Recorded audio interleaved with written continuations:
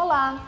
Nesta quinta aula da disciplina de Teoria Geral da Administração, veremos alguns conceitos, entre eles o da teoria estruturalista. Bons estudos!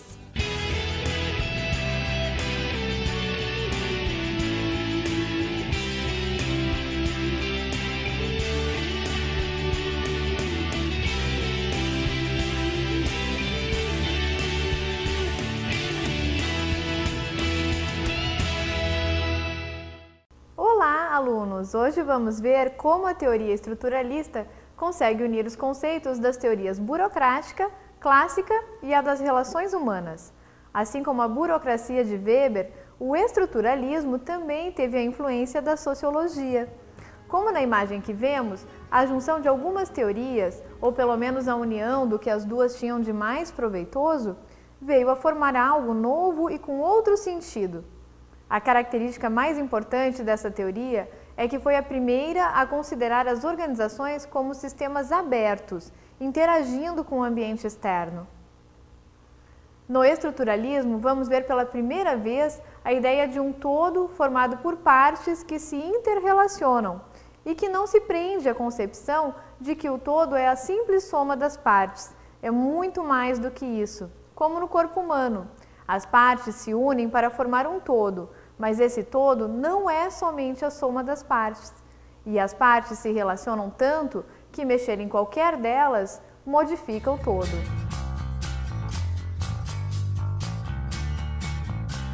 A teoria estruturalista representa um desdobramento da teoria da burocracia e uma leve aproximação à teoria das relações humanas. Representa também uma visão extremamente crítica da organização formal. Foi através das críticas e da identificação dos pontos fracos da teoria clássica que a da estrutura começou a se formar. Podemos dizer que foi um aperfeiçoamento da teoria das relações humanas. Analisando a visão de harmonia dos estudos anteriores, os pensadores do estruturalismo reconheceram, pela primeira vez, que os conflitos nas organizações podem ser reduzidos, mas nunca eliminados, pois as necessidades da organização e a necessidade do pessoal, ou a racionalidade e a irracionalidade, a disciplina e a autonomia, as relações formais e informais, a administração e os colaboradores, entre outros, sempre tendem a entrar em tensão. Mas antes de seguirmos nossa aula, vamos ver uma dúvida comum aos alunos.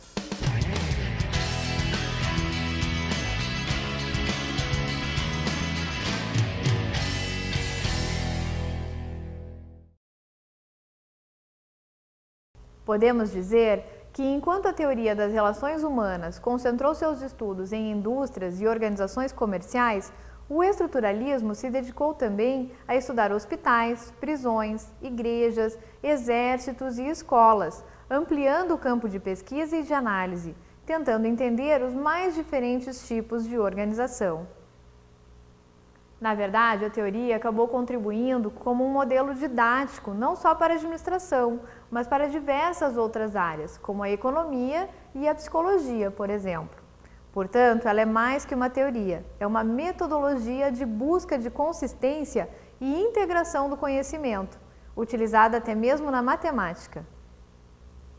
Enquanto as teorias anteriores consideravam a organização como formal ou informal, a teoria estruturalista criticou a abordagem única dessas teorias e adotou uma visão múltipla das organizações, entendendo que nelas as estruturas formal e informal coexistem e se relacionam, sem se sobrepor uma à outra, na verdade, se complementando. A teoria clássica considerava a natureza humana como somente econômica e a teoria das relações humanas como somente social.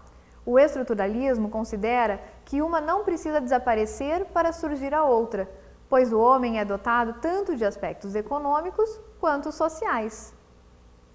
O homem tem a necessidade inerente de viver em organizações, sejam familiares, empresariais, sociais, e por isso tem determinadas características. É flexível, sabendo fazer concessões, é tolerante às frustrações, sabe adiar recompensas e mantém um desejo constante de melhorar e se realizar. O homem organizacional desempenha papéis concomitantes em diversas organizações. A flexibilidade é capaz de se adaptar às constantes mudanças que acontecem na vida, aos diversos papéis desempenhados, aos desligamentos e aos novos relacionamentos. Ou seja, ela sabe evitar o desgaste emocional provocado por conflitos desnecessários. Tem como característica ser capaz de sobrepor o trabalho aos seus desejos pessoais, para, no fim do processo, obter benefícios. A teoria das relações humanas coopera com as normas para assegurar o acesso a posições mais elevadas. Como vemos na ilustração, um mesmo homem participa, no seu dia a dia, de diversas organizações. O prédio em que mora, a empresa onde trabalha, a família, o grupo de corrida e o clube em que é sócio. São todas organizações que, para ele, se relacionam e fazem sentido, na medida em que ele se relaciona com cada uma delas. Recapitulando, o incentivo em cada uma dessas teorias é, na teoria clássica, o incentivo salarial, o homem econômico. Na teoria das relações humanas, o incentivo social, o homem social. E na teoria estrutural, qual seria então o incentivo? Uma soma dos outros, ou o que se chamou de incentivos mistos, um conjunto de incentivos materiais, sociais e salariais.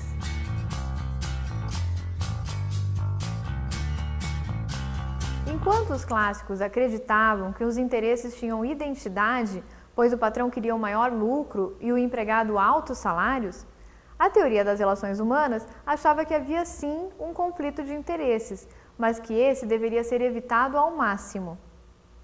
O estruturalismo considera não só que o conflito é inevitável, mas que ele não precisa ser visto como algo necessariamente negativo, pois é através dele que pode haver mudanças. O sociólogo norte-americano Amitai Etizoni foi o primeiro a considerar outros tipos de organização além da indústria. Considerou fábricas, comércios, escolas, hospitais, partidos políticos, para mostrar que os interesses dos indivíduos e das organizações são diferentes dependendo de qual tipo se está analisando. As fábricas sempre foram entendidas pelas teorias anteriores como voltadas ou para o lucro máximo e maiores salários ou para a satisfação dos empregados. Para os estruturalistas, a relação entre esse tipo de organização e as pessoas é trabalhista e de utilidade, ou seja, as pessoas são consideradas enquanto contribuírem para os objetivos da empresa, produtividade e lucro. Já nas organizações como partidos políticos e igreja, existe a ideia de afiliação, ou seja, participação por afinidade, por simples vontade e aceitação dos valores. Em graus diferentes, nas prisões ou clínicas de reabilitação, o indivíduo vai tentar evitar, ou pelo menos tornar a mais amena possível a sua participação, pois os interesses são opostos e os conflitos surgem com mais clareza.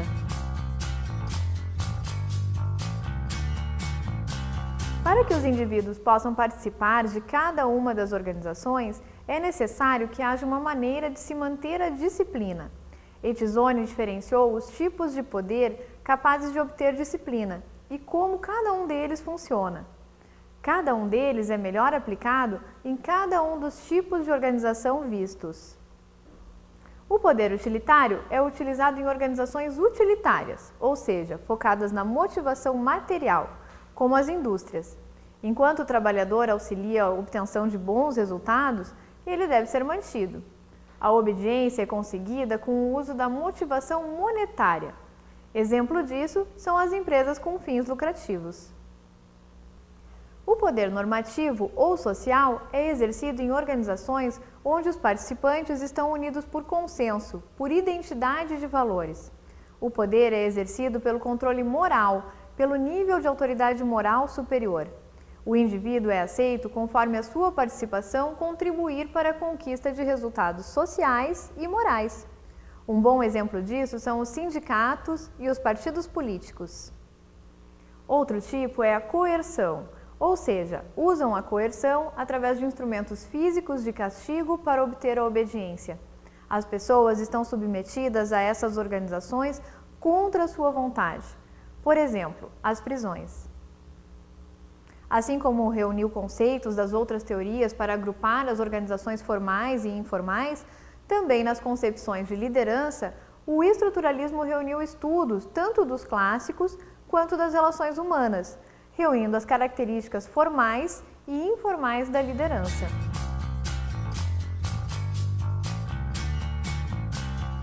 Os estudos de Etizzoni reconhecem as influências das organizações em todos os aspectos da sociedade e entende que podem ser positivas, como a melhora dos padrões educacionais, ou negativas, como o enfraquecimento dos laços familiares. Tais estudos têm o mérito de terem reconhecido as organizações como sistema aberto, principalmente no que diz respeito ao relacionamento com clientes. Nenhuma das outras abordagens enxergava essa outra ponta do circuito.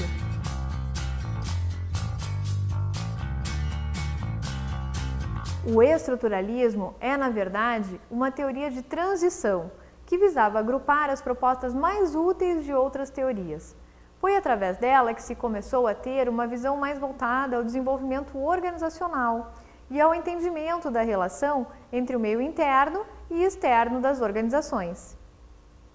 Para encerrarmos este encontro de hoje, em grande estilo, vamos ouvir um convidado muito especial, o professor José Luiz Barbosa de Lima, que dará um depoimento sobre o conteúdo desta aula.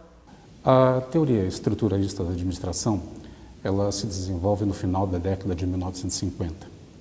E para entendermos melhor sobre o estruturalismo, alguns pontos se fazem importantes frisar. O primeiro deles é que, em primeiro lugar, nós tivemos o desenvolvimento do mecanicismo.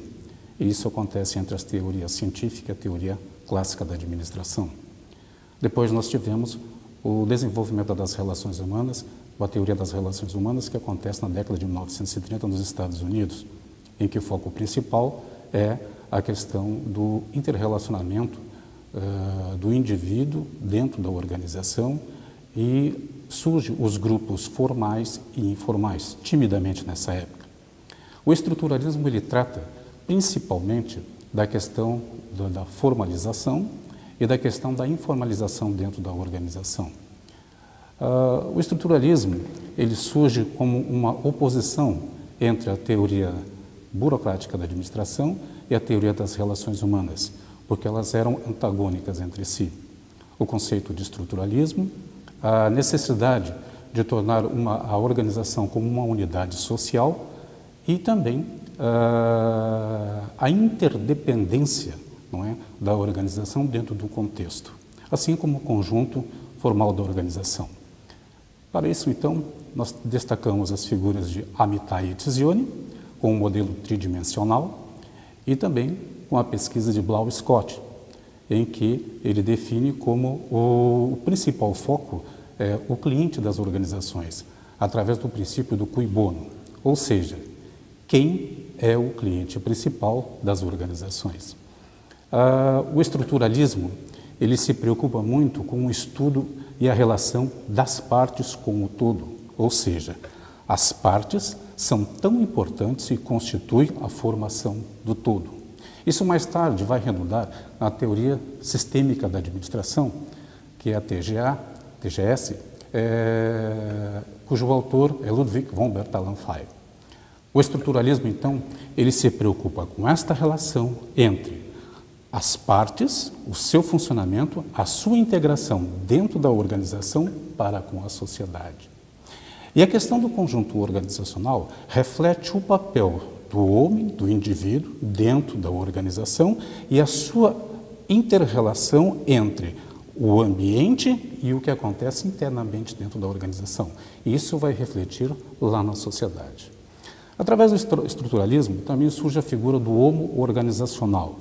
O que é o homo organizacional? É aquele indivíduo que ele atua na organização moderna e ele é capaz de desempenhar vários papéis dentro das organizações. Ou seja, é uma questão de adaptação ao modelo organizacional que começa a surgir a partir do final da década de 50 e faz com que o homem seja eclético nas suas atividades e principalmente com relação ao novo modelo de organização que está surgindo e que se constitui dentro de um aparato tecnológico, um aparato financeiro, moderno até para os padrões da época. Acontece que, em meio a essa década, surgem várias situações em que faz com que as empresas comecem a sair de um processo de desenvolvimento mais individualista e passe para uma complexidade maior. O que isso significa? Significa o crescimento e o desenvolvimento das organizações. Para isso, há a necessidade, então, do indivíduo se adaptar não só a essa interdependência entre os fatores internos e os fatores externos provocados pelo meio ambiente. Daí, então, essa necessidade, então, de o homem se adaptar a esse conjunto de modernidade que começa a surgir e que é o desenvolvimento das organizações.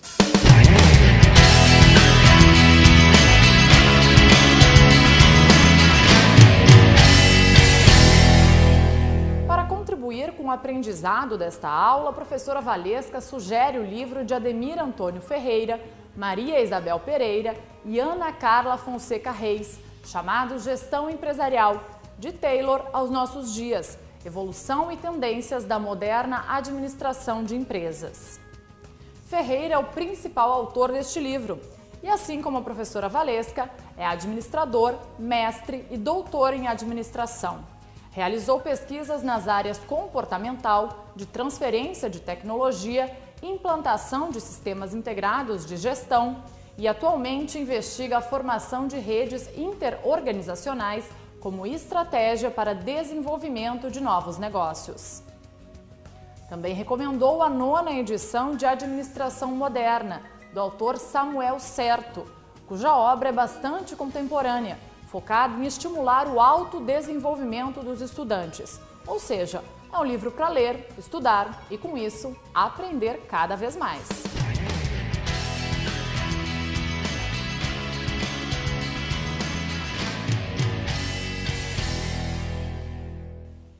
A aula de hoje tratou sobre a teoria estruturalista, que surgiu na década de 50 como um desenrolar e um desenvolvimento da teoria burocrática, numa aproximação com a teoria das relações humanas, representando uma visão crítica das organizações formais. A professora Valesca a apresenta numa abordagem múltipla, formal e informal, assumindo as relações das organizações com o meio externo, a sociedade de organizações, onde existe a interdependência. Os conflitos eram vistos como um processo social fundamental, capaz de impulsionar o desenvolvimento. Segundo ela, as tensões envolvem aspectos tanto positivos quanto negativos. As características básicas do estruturalismo: totalidade, interdependência das partes e a noção de que o todo é maior que a soma das partes, trazem uma ideia inovadora de sinergia. Traz também a ideia do homem organizacional, inserido em diversas organizações e capaz de estabelecer relações com e entre elas. A professora Valesca ressaltou ainda que o homem organizacional é motivado por incentivos mistos, sendo eles materiais e sociais. Obrigada pela atenção, bons estudos e até a próxima!